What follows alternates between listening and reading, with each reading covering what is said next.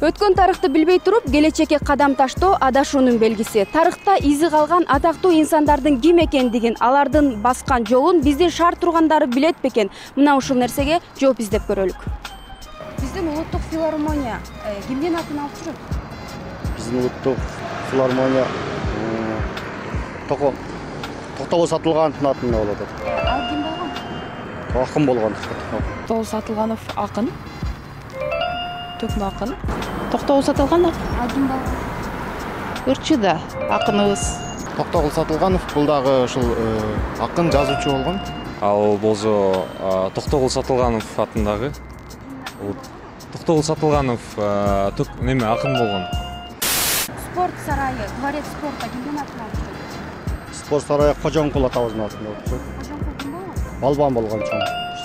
Балбан болгон. Батыр болгон, мындай айткандай. Кожомкул. Ал ким болгон? Батырыбыз. Кожомкул атындагы. Кожомкул атындагы спорт сарайы. Кожомкул бул Балбан болгон. Каба бул Кожомкул.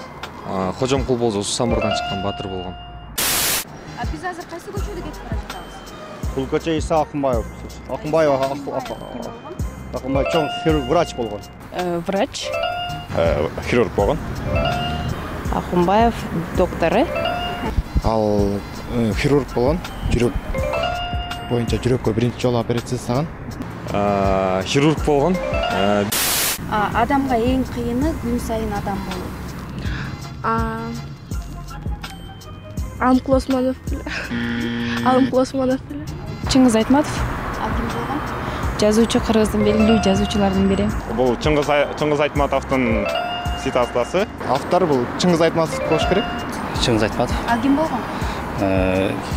Писатель. Чыңгыз Айтматов. Ал ким болгон? Кыргыз элинин улуу акыны болгон. Ысык-көл кээде качта, кээде тоо. Алымкул Осмоновдун. Ал ким болгон? Бул да жазуучу болгон, акын. Алымкул Осмонов писатель. Ал да жазуучу болгон. Неме болгон? Жазуучу. Калык Акиев ким болгон? Калык Акиев болсо комузчу болгон. Калык Акиев жазуучу болгон. Калык Акиев писатель. Калык Акиев бул дагы акын, жазуучу болгон.